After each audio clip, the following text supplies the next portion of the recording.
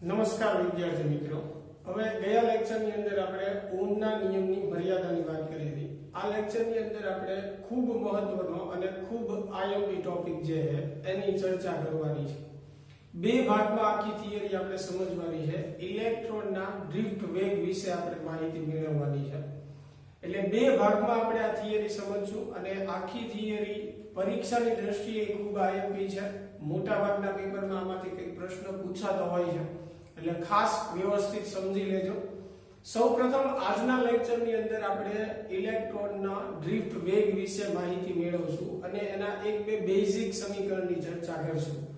ત્યારબાદના લેક્ચરની અંદર આપણે ઇલેક્ટ્રોનના ડ્રિફ્ટ વેગ માટે જે અવરોધકતા અને વાહકતા વચ્ચે એનો સંબંધ રિલેક્સેશન સમય ટો સાથેનો છે એનું આઈએમપી સૂત્ર આપણે મેળવશું, પણ એની ચર્ચા આપણે નેક્સ્ટ લેક્ચરની અંદર કરશું, એટલે એની વાત બહુ ખાસ કરતો નથી। પણ આ લેક્ચરમાં આપણે ઇલેક્ટ્રોનના ડ્રિફ્ટ વેગ વિશે વ્યવસ્થિત સમજવું।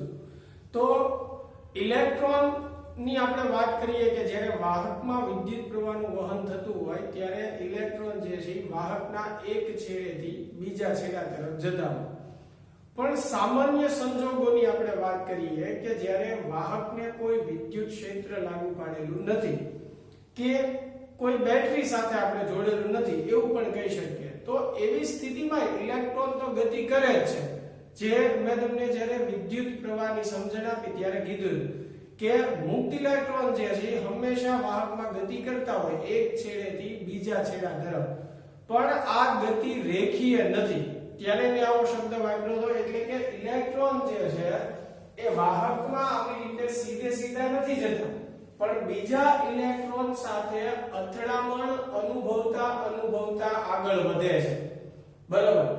તો પહેલી ચર્ચા હું એની કરું છું કે જ્યારે વાહક સાથે બાહ્ય ક્ષેત્ર આપણે નથી જોડેલું, એટલે કે એને બેટરી સાથે આપણે જોડેલો નથી, તો ત્યારે મેં કીધું એમ ઇલેક્ટ્રોન ગતિ કરતા હોય પણ સરેરાશ અડધા ઇલેક્ટ્રોન એક છેડેથી બીજા છેડે જતા હોય તો એટલા જ બીજા ઇલેક્ટ્રોન બીજા છેડેથી પહેલા છેડા તરફ આવતા હોય, એટલે પરિણામી પ્રવાહ શૂન્ય જ હશે આ સ્થિતિમાં।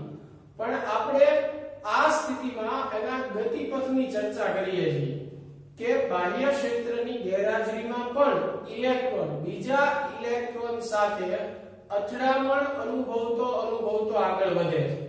તો આ જે ઘાતી રેખા મેં દર્શાવી છે એ જ તમારે ધ્યાનમાં લેવાની છે, અને એ ગતિપથ ક્યારનો છે જ્યારે બાહ્ય વિદ્યુત ક્ષેત્રની ગેરહાજરી હોય। તો એ સ્થિતિમાં ધારો કે કોઈ ઇલેક્ટ્રોન જે છે એ બિંદુએથી નીકળે છે અને આવી રીતે અથડામણ અનુભવતો વાહકના બીજા છેડે કોઈ બી બિંદુ પાસે પહોંચે છે, બરાબર। એટલે આવી રીતે દર્શાવી શકાય, અથવા નવી ટેક્સ્ટ બુકમાં તમને આકૃતિ આ રીતે આપી છે તો આમાં જે ઘાટી રેખા છે એ જ ધ્યાનમાં તમારે લેવાની છે કે વાહકના આ કોઈ એક છેડાથી ઇલેક્ટ્રોન એ બિંદુ પાસેથી અહીંયા નીકળે છે। જો અહીંયાથી ઇલેક્ટ્રોન નીકળે છે એટલે અહીંયા ગતિપથ એનો બદલાય છે, એટલે એવું સમજવું કે અહીંયા એની બીજા ઇલેક્ટ્રોન સાથે અથડામણ થઈ, ત્યાંથી પાછો આગળ ગતિ કરે છે અને અહીંયા અથડાય છે બીજા ઇલેક્ટ્રોન સાથે, ત્યાંથી એનો ગતિપથ આ દિશામાં છે, અહીંયા પાછો અથડામણ અનુભવે છે। ક્રમશઃ આવી અથડામણ અનુભવતો ઇલેક્ટ્રોન અહીંયા બીજા છેડે બી બિંદુ પાસે પહોંચે છે। એટલે આ જે ઘાટી રેખા વડે બંને આકૃતિમાં મેં દર્શાવ્યું છે એ શેની માટે છે? બાહ્ય ક્ષેત્રની ગેરહાજરી હોય ત્યાં। અને આ સ્થિતિમાં જો દરેક અથડામણ વખતે આપણે પહેલા વાત કરી છે કે ઇલેક્ટ્રોન જે છે દરેક અથડામણ વખતે ઊર્જા ગુમાવે, ફરીને પાછો ઊર્જા મેળવે અને આગળ વેગથી ગતિ કરે। તો વાહકમાં તો આવા ઘણા બધા ઇલેક્ટ્રોન હોય, એમાંનો આપણે એકાદો ઇલેક્ટ્રોન જે છે ધ્યાનમાં લઈએ છીએ। હવે આ વસ્તુ વ્યવસ્થિત સમજો। પહેલા આપણે શું વાત કરી કે બાહ્ય ક્ષેત્રની ગેરહાજરી હોય ત્યાં। હવે આપણે વાહક સાથે બેટરી જોડી દઈએ અથવા કોઈ પણ રીતે બાહ્ય વિદ્યુત ક્ષેત્ર લાગુ પાડીએ તો આપણને ખ્યાલ છે કે બાહ્ય વિદ્યુત ક્ષેત્ર વડે ઇલેક્ટ્રોન પર શું લાગશે? બળ લાગશે, વિદ્યુત બળ લાગશે। તો સ્વાભાવિક વાત છે કે પહેલા ઇલેક્ટ્રોન પર આ બળ નહોતું, હવે આ બળ છે, તો એના વેગમાં ફેરફાર થશે એટલે એનો ગતિપથ પણ શું થશે? બદલાશે. એવું તો નોર્મલ આપણે સમજી શકીએ ને કે કોઈ વસ્તુ પર બળ ન લાગતું હોય અને તમે બળ લગાડો તો સ્વાભાવિક વાત છે કે એના વેગમાં ફેરફાર થાય અને એના લીધે એની અથડામણો બદલાશે અને એનો ગતિપથ પણ બદલાશે. તો જ્યારે આપણે બાહ્ય ક્ષેત્ર લાગુ પાડીએ છીએ ત્યારે ઇલેક્ટ્રોન પર બાહ્ય ક્ષેત્ર દ્વારા વિદ્યુત બળ લાગે અને એના હિસાબે એનો ગતિપથ જે છે બદલાય. શેના લીધે બદલાય છે? બાહ્ય ક્ષેત્રના લીધે. એટલે એનો અર્થ એવો થયો કે બાહ્ય વિદ્યુત બળના લીધે એનો ગતિપથ બદલાય છે. તો હવે બાહ્ય ક્ષેત્રની હાજરીમાં એનો ગતિપથ કેવો હશે એનું અનુમાન કરીએ તો એને અહીંયા બંને આકૃતિમાં ત્રુટક રેખા વડે દર્શાવ્યો છે. તો જો બાહ્ય ક્ષેત્રની હાજરીમાં એનો ગતિપથ થોડો બદલાશે. જે અથડામણ પહેલા અહીંયા થતી હતી એની બદલે થોડી અલગ થશે. એટલે આવી રીતે બાહ્ય ક્ષેત્રની હાજરીમાં ઇલેક્ટ્રોન જે છે અહીંયા બી પ્રાઇમ બિંદુ પાસે આવશે. જો બાહ્ય ક્ષેત્રની ગેરહાજરીમાં ઇલેક્ટ્રોન કયા બિંદુ પાસે બહાર આવતો? તો બી બિંદુ પાસે. બરાબર. અને બાહ્ય ક્ષેત્રની હાજરીમાં ઈ બી પ્રાઇમ બિંદુ પાસે આવે. એટલે એનો અર્થ એવો થયો કે બાહ્ય ક્ષેત્રના લીધે એટલું ઇલેક્ટ્રોને સ્થાનાંતર કર્યું. બી ની બદલે કયા બિંદુ પાસે આવે છે? બી પ્રાઇમ. એવી જ રીતે આ આકૃતિમાં પણ તમે દર્શાવી શકો. બરાબર કે બાહ્ય ક્ષેત્રની હાજરીમાં ઇલેક્ટ્રોનનો ગતિપથ આવી રીતે થોડો બદલાશે અને બી બિંદુને બદલે બી પ્રાઇમ બિંદુ પાસે આવશે.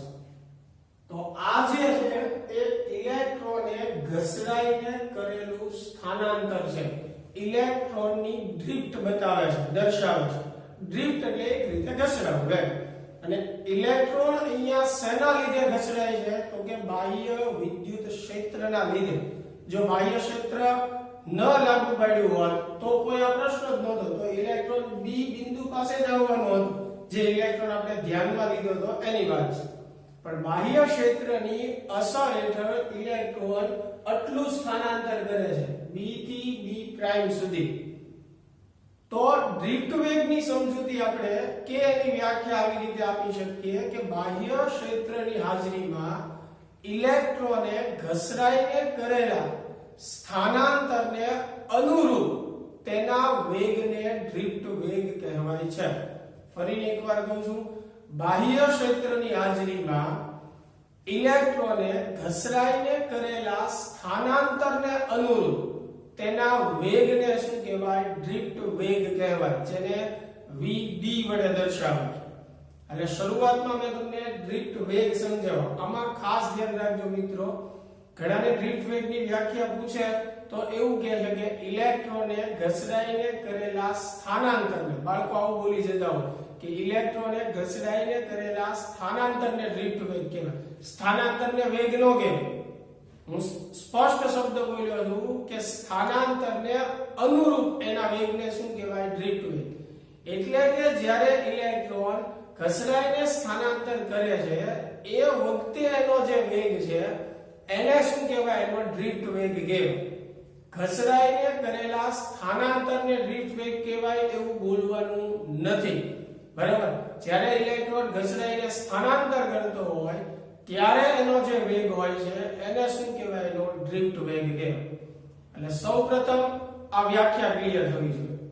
હવે થોડાક આગળ વધીએ આપણે. હવે અહીંયા તો આપણે એક જ ઇલેક્ટ્રોન ધ્યાનમાં લીધો છે. તો વાહકમાં તો કઈ એક ઇલેક્ટ્રોન નો હોય, ઘણા બધા ઇલેક્ટ્રોન હોય. બરાબર. ધારો કે કેપિટલ N જેટલા ઇલેક્ટ્રોન છે, એક સાથે ઘણા બધા ઇલેક્ટ્રોન જે છે એ ગતિ કરતા હોય. બરાબર. તો ધારો કે n જેટલા ઇલેક્ટ્રોન છે અને n ઇલેક્ટ્રોનમાંથી આપણે કોઈ i નો ઇલેક્ટ્રોન ધ્યાનમાં લીધો છે.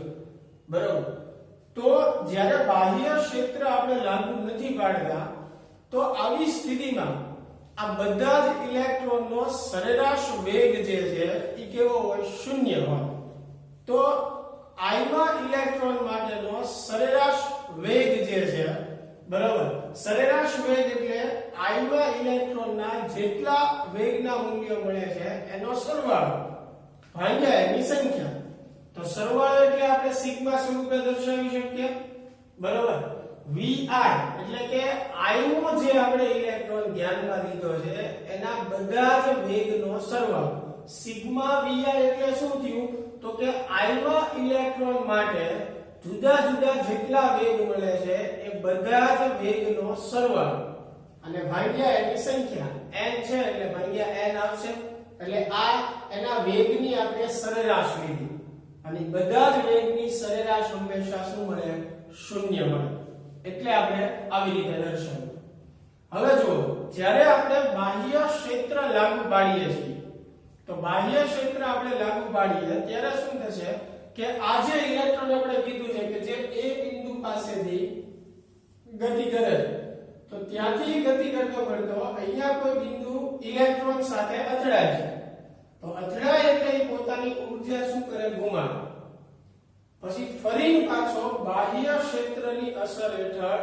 ઊર્જા મેળવે એટલે ફરી પાછો પ્રવેગિત થાય અને ફરી આગળ જતા બીજા ઇલેક્ટ્રોન સાથે અથડાશે અને ત્યારે ફરી પાછો પોતાનો વેગ અને ઊર્જા ગુમાવશે અને બાહ્ય ક્ષેત્ર વડે ફરીથી પાછો પ્રવેગિત થશે અને આગળ અથડામણ અનુભવશે આવી રીતે ઇલેક્ટ્રોન વારાફરતી પ્રવેગિત થઈ અને વાહકના એક છેડેથી બીજે છેડે જે છે પહોંચતો તો એ સમયે જો આપણે એ વખતે એનો પ્રવેગ દર્શાવવો હોય આ પ્રવેગિત ઇલેક્ટ્રોનનો તો a બરાબર F/m ન્યૂટનના બીજા નિયમનું જે સૂત્ર છે હવે F એટલે અહીંયા આપણી માટે વિદ્યુત બળ થશે કેમ કે બાહ્ય ક્ષેત્રની વાત કરીએ તો વિદ્યુત બળનું સૂત્ર F બરાબર શું થાય Q * E તો Q એટલે ઇલેક્ટ્રોનનો વિદ્યુતભાર ઇલેક્ટ્રોનનો વિદ્યુતભાર -E હોય એટલે હું અહીંયા માઈનસ લખું છું એટલે -E * E છેદમાં m એટલે દળ તો E એટલે ઇલેક્ટ્રોનનો વિદ્યુતભાર છે અને m એટલે ઇલેક્ટ્રોનનું દળ છે કેપિટલ E એટલે બાહ્ય જે આપણે ક્ષેત્ર લાગુ પાડ્યું છે વિદ્યુત ક્ષેત્ર એનું મૂલ્ય દર્શાવે તો આવી રીતે આપણે ઇલેક્ટ્રોનનો પ્રવેગ વ્યાખ્યાયિત કરી શકીએ હવે થોડાક આગળ વધીએ કે જે આપણે I માં ઇલેક્ટ્રોનની વાત કરી છે બરોબર મેં કીધું કે n જેટલા ઇલેક્ટ્રોન હશે એમાંથી કોઈ એક I નો ઇલેક્ટ્રોન ધ્યાનમાં લઈએ આપણે તો હવે t સમયે I માં ઇલેક્ટ્રોનને ધ્યાનમાં લ્યો જો ધારો કે કોઈ I નો ઇલેક્ટ્રોન છે t સમયે અહીંયા અથડામણ અનુભવે છે આ બિંદુ પાસે બરાબર અહીંયા પહોંચવા માટે એને ટોટલ લીધેલો સમય કેટલો છે t સમય છે બરાબર હવે આ ઇલેક્ટ્રોનની અથડામણ t સમય પહેલા ક્યારે થઈ હશે અને ધારો કે આ અથડામણ બાદ ti જેટલો સમય પસાર થયો છે આ સમજો કા જો આ ઇલેક્ટ્રોન જે I નો ઇલેક્ટ્રોન આપણે ધ્યાનમાં લીધો છે એ t સમયે અહીંયા છે પણ એની પહેલા એને બીજી જગ્યાએ બીજા ઇલેક્ટ્રોન સાથે અથડામણ તો અનુભવી હશે ને શું વાક્ય છે કે આ ઇલેક્ટ્રોનની અથડામણ t સમય પહેલા ક્યારે થઈ હશે એટલે કે એની પહેલાની અથડામણ જે છે ક્યારે થઈ હશે તો ધારો કે t સમયે ઇલેક્ટ્રોન અહીંયા છે પણ એની પહેલા જે અથડામણ થઈ છે ઇલેક્ટ્રોનની એ આ ઇલેક્ટ્રોન સાથે આ બિંદુએ થઈ છે પહેલાની અથડામણ બરાબર એટલે આ બિંદુ આપણે ધ્યાનમાં લઈએ કે આની પહેલા આ બિંદુ પાસેની અથડામણ થયેલી છે I માં ઇલેક્ટ્રોનની અને ધારો કે આ અથડામણ બાદ ti જેટલો સમય પસાર થયો એટલે કે આ I માં ઇલેક્ટ્રોને પહેલા અહીંયા અથડામણ અનુભવી બરાબર હવે એ અથડામણ અનુભવી ત્યારબાદ એ પ્રવેગિત થઈને આગળ વધ્યો અને ફરી અહીંયા t સમયે આ બિંદુએ અથડાય છે તો કહેવાનો અર્થ મારો એવો છે કે આ અથડામણથી આગળની અથડામણ સુધી જે આ સમય લાગે છે એ સમય કેટલો છે ti સમજાય છે મિત્રો શું કહેવા માંગુ છું કે આ અથડામણથી આગળની જે અથડામણ છે એ થવા માટેનો જે સમય લાગે છે કેટલો છે ti અને આ બે અથડામણ વચ્ચે બીજે કોઈ વચ્ચેની જગ્યાએ ઇલેક્ટ્રોન અથડામણ અનુભવતો નથી એટલે એક રીતે ગણો તો તમે એમ કહી શકો કે આ ક્રમિક અથડામણ વચ્ચેનો સમય છે ti બે અથડામણ વચ્ચેનો સમય એટલે આ બિંદુથી આ બિંદુ સુધી પહોંચવા માટે ઇલેક્ટ્રોનને ti સમય લાગે છે. એટલે અહીંયા લખ્યું છે ધારો કે ti જેટલો સમય પસાર થતો હોય. જો અગાઉની અથડામણ બાદ, અગાઉની એટલે કઈ આ બિંદુની અથડામણ, બરાબર, આ બિંદુએ જ્યારે અથડામણ થાય છે ત્યારબાદ તરત એનો વેગ v આવ્યો. એટલે કે આ બિંદુએ ઇલેક્ટ્રોનની અથડામણ બાદ તરત જ એનો વેગ v આવ્યો તો એને આપણે પ્રારંભિક વેગ ગણી શકીએ. આ બે બિંદુની વાત માટે, બરાબર, આ ક્રમિક બે અથડામણ માટે આ પ્રારંભિક બિંદુ ગણી શકો તમે, આ અંતિમ બિંદુ ગણી શકો, એવું વિચારવું સહેલું પડશે. તો આ પ્રારંભિક બિંદુએ એનો જે વેગ છે એ vi જો, જેને આપણે પ્રારંભિક વેગ ગણી શકીએ. તો t સમયે તેનો વેગ, હવે આ બિંદુનો સમય આપણે t કીધેલો ને, તો જ્યારે આ બિંદુ સાથે અથડામણ અનુભવશે ત્યારનો વેગ આપણે મેળવવો છે. આ સમજો શેની વાત આપણે કરીએ છીએ કે આ બિંદુએ એનો પ્રારંભિક વેગ કેટલો છે vi, જેને આપણે પ્રારંભિક વેગ ગણશું. આ બિંદુએ અથડામણ વેગ અનુભવ્યા પછી આ બિંદુ પાસે ઇલેક્ટ્રોન અથડામણ અનુભવે છે અને ત્યારનો સમય કેટલો છે t, બરાબર. અને ક્રમિક આ બિંદુથી આ બિંદુ સુધી પહોંચવા માટે ઇલેક્ટ્રોનને સમય કેટલો લાગે છે ti. તો હવે જો આપણે આ બિંદુ પાસેનો વેગ મેળવવો હોય તો એ વેગને આપણે અંતિમ વેગ કહીએ અને એને કેપિટલ vi વડે દર્શાવશું, બરાબર, જે મારે મેળવવું છે, બરાબર. તો એની માટે આપણે ગતિના સિમ્પલ સમીકરણનો ઉપયોગ કરીએ. v v0 at વાળું જે સમીકરણ છે. હવે આ v એટલે અંતિમ વેગને આપણે કેપિટલ vi વડે દર્શાવશું.